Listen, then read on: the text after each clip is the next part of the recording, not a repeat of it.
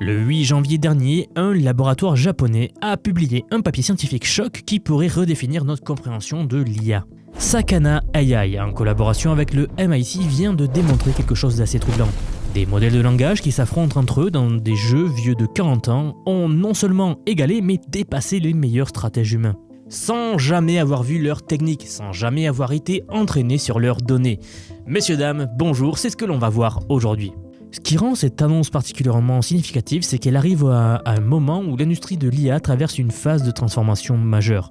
En cette première quinzaine de janvier 2026, tout le monde parle de cloud code et du vibe coding, cette nouvelle façon de créer des applications simplement en décrivant ce que l'on veut à une IA. Une ingénieure principale de Google a récemment confié qu'un projet qui avait pris 1 an à son équipe a été réduit en 1 heure par l'IA. On en a fait une vidéo récemment. Andrej Karpathy, une légende du machine learning de l'IA, a déclaré n'avoir jamais autant ressenti qu'il était en retard en tant que programmeur. Mais comme d'habitude, restez bien jusqu'à la fin parce que ce que Sakana AI a découvert va bien au-delà d'un simple codage. Leur recherche touche à quelque chose de fondamental, la capacité des machines à développer une forme de créativité et de stratégie que nous pensions jusqu'ici réservée aux humains. Au passage, si vous aimez mes vidéos, vous aimerez forcément ma nouvelle chaîne Vision Science. Alors abonnez-vous aux deux. Je propose aussi une newsletter où je vous envoie un résumé clair de l'actu de lundi à vendredi. Et pour les analyses en temps réel, rejoignez-moi sur x.com. Tous les liens sont en description. Pour comprendre l'importance de cette découverte, il faut d'abord parler du jeu qu'ils ont utilisé, Core War. Créé en 1984, Core War est un jeu de programmation où des programmes autonomes, appelés les guerriers, s'affrontent pour le contrôle d'une mémoire virtuelle partagée. La beauté de ce jeu, c'est qu'il n'y a pas de distinction entre le code et les données.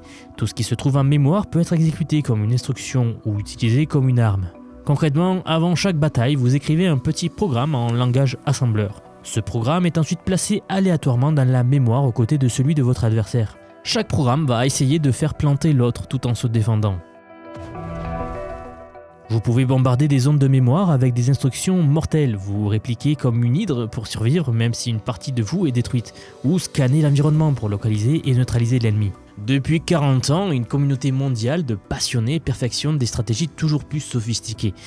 Il existe même un classement appelé le King of the Hill, donc le roi de la colline, où les meilleurs programmes du monde s'affrontent en permanence. Ces décennies de compétition ont fait émerger ce qu'on appelle les stratégies méta, c'est-à-dire des stratégies dominantes que tout le monde connaît et contre lesquelles il faut savoir se défendre. Maintenant, voici où les choses deviennent vraiment fascinantes. L'algorithme de Sakana AI, donc baptisé le Digital Red Queen, la reine digitale, en référence à Alice au pays des merveilles, eh bien, fonctionne sur un principe simple mais ultra puissant. Le nom vient de la reine rouge qui explique à Alice qu'il faut courir le plus vite possible juste pour rester à la même place. Dans l'évolution biologique, c'est ce qu'on appelle l'hypothèse de la reine rouge. Les espèces doivent constamment évoluer, simplement pour maintenir leur position face à des concurrents qui évoluent eux aussi. L'algorithme DRQ fait exactement ça avec des programmes. À chaque tour, le modèle de langage crée un nouveau guerrier dont l'objectif est de battre tous les guerriers précédents. Le nouveau champion devient ensuite l'adversaire à battre au tour suivant. C'est une course aux armements numériques où l'environnement compétitif lui-même évolue constamment. Et les résultats sont remarquables. Après environ 250 itérations d'évolution, les guerriers créés par l'IA ont commencé à battre régulièrement les champions humains. Des stratégies qui avaient pris des décennies à développer ont été redécouvertes indépendamment par l'algorithme, le bombardement ciblé, l'autoréplication massive, le multitrading agressif, etc. Ce qui est encore plus intéressant, c'est le phénomène d'évolution convergent observé par les chercheurs. Quand ils ont lancé l'algorithme plusieurs fois avec des conditions initiales complètement différentes, les guerriers ont systématiquement convergé vers des stratégies similaires. Exactement comme dans la nature, où des espèces sans lien de parenté développent parfois des caractéristiques identiques pour résoudre les mêmes problèmes. Les ailes des oiseaux et des chauves-souris, les yeux des mammifères ou des pieuvres. Cela nous suggère que ces stratégies-là ne sont pas des accidents ou des particularités de l'entraînement. Ce sont des solutions fondamentalement optimales pour ce type d'environnement compétitif. L'IA les a trouvées par elle-même, sans aucune indication humaine. Il y a un autre aspect de cette recherche qui mérite attention. Les modèles de langage utilisés peuvent évaluer la dangerosité d'un programme ennemi simplement en regardant son code, sans jamais l'exécuter. Ils ont développé une sorte d'intuition pour le code, une capacité à lire, entre guillemets, les intentions stratégiques d'un programme comme un joueur d'échecs expérimenté peut sentir un piège en développement. Cette découverte rappelle clairement le célèbre coup 37 d'AlphaGo en 2016. Lors de la deuxième partie contre Lee Sedol, champion du monde de Go, AlphaGo avait joué un coup que tous les commentateurs professionnels avaient d'abord pris pour une erreur. Un coup qu'aucun humain n'aurait jamais joué. Selon les statistiques du programme lui-même, une chance sur 10 000 qu'un humain fasse ce choix. Oui, Lee Sedol avait dû quitter la salle pendant 15 minutes pour réfléchir, pour prendre l'air, pour se changer les idées, parce que ce coup s'est révélé décisif pour la victoire. Ce moment avait marqué la première fois qu'une machine démontrait quelque chose qui ressemblait à de la créativité stratégique. La recherche de Sakana AI montre ici que ce n'était pas un cas isolé. Dans un environnement suffisamment riche et compétitif, les systèmes d'IA modernes peuvent développer des approches qui dépassent l'intuition humaine. Bon, mais si je vous parle de tout ça, c'est car les implications de cette recherche-là vont bien au-delà du jeu. Les auteurs du papier suggèrent que la même approche pourrait être appliquée à la cybersécurité. En fait, en 2026, nous voyons déjà l'émergence de ce que les experts appellent des IA adversariales autonomes. C'est en fait des systèmes malveillants capables de découvrir des vulnérabilités, de planifier des attaques et de les exécuter sans intervention humaine. Google a récemment documenté au moins 5 familles de malware qui utilisent l'IA pour se réinventer et échapper aux défenseurs en temps réel. Si vous pouvez créer un environnement de type Corvoir pour les programmes de cybersécurité où des IA offensives et défensives s'affrontent et évoluent constamment, vous pourriez potentiellement découvrir des vulnérabilités et des défenses que personne n'a encore imaginées.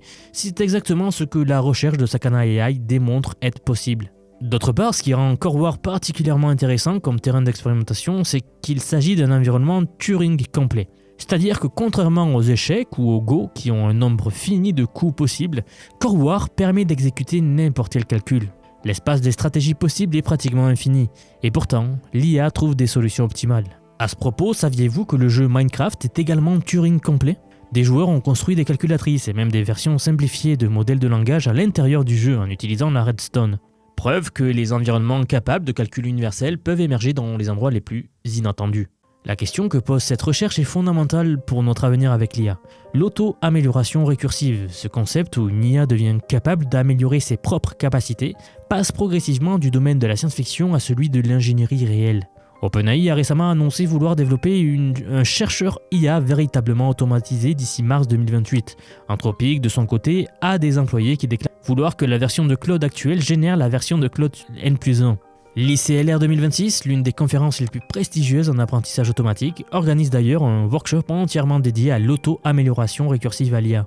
Le comité scientifique note que ce qui était autrefois une expérience de pensée est en train de devenir une réalité déployée. Des agents LLM réécrivent leur propre code, des pipelines de découverte scientifique s'auto-améliorant continuellement. Bon, ce que Sakana AI démontre avec ce Digital Red Queen, c'est que l'auto-amélioration de l'IA n'a pas besoin d'être un processus linéaire et contrôlé. Dans un environnement compétitif suffisamment riche, elle peut émerger de manière organique, produisant des résultats qui surprennent même ses créateurs, et même tout le monde en fait. Le code de Digital Red Queen est disponible en open source sur GitHub dès aujourd'hui. Si jamais vous êtes chercheur ou que vous voulez tester tout cela, les chercheurs prévoient également de publier leur collection de guerriers déjà découverts. Et une question se pose naturellement. Que va-t-il se passer quand ces guerriers optimisés par l'IA seront soumis au classement humain de Corvoir ? La communauté qui perfectionne ce jeu depuis 40 ans est-elle prête à être dépassée par des programmes qui n'ont jamais vu une seule de leurs parties ? Nous rentrons dans une ère où les capacités de l'IA ne sont plus simplement le reflet des données sur lesquelles elle a été entraînée.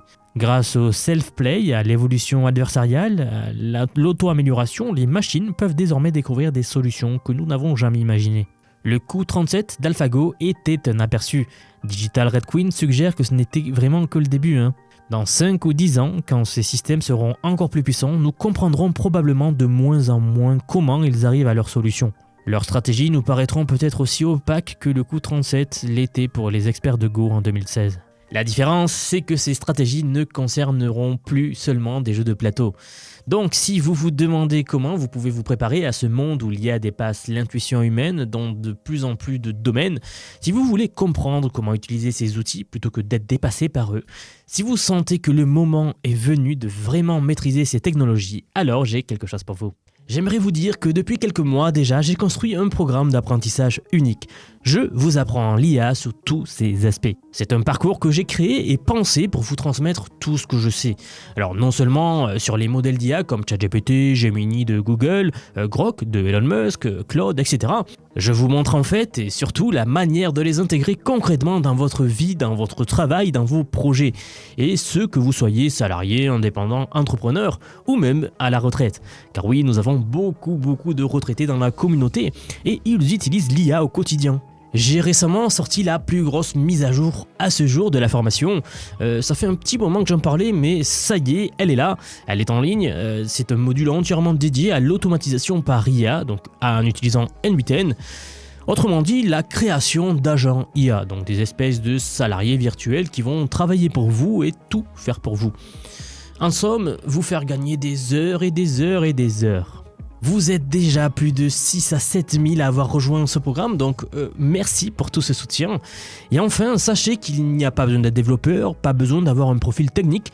Je vous prends par la main et pas à pas, avec des leçons vidéo claires, des cas concrets pratiques, on voit tout ce qui touche à l'IA.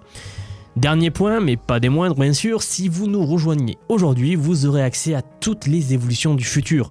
Sans surcoût, accès illimité à vie à tout ce que je veux vous apprendre. Donc aujourd'hui, c'est un paiement unique, ce n'est pas un paiement mensuel, c'est juste un paiement unique et vous aurez accès à vie à toutes les mises à jour que je vais faire en permanence et que je fais en ce moment même d'ailleurs. Donc si cela vous intéresse, vous avez les liens en dessous de la vidéo, donc soit en description, soit en commentaire épinglé pour nous rejoindre. Dans tous les cas, moi je serai très heureux de vous accueillir dans le programme Vision IA. Si vous êtes encore là, merci d'avoir regardé cette vidéo jusqu'au bout et je vous dis à très vite pour la prochaine vidéo. À bientôt.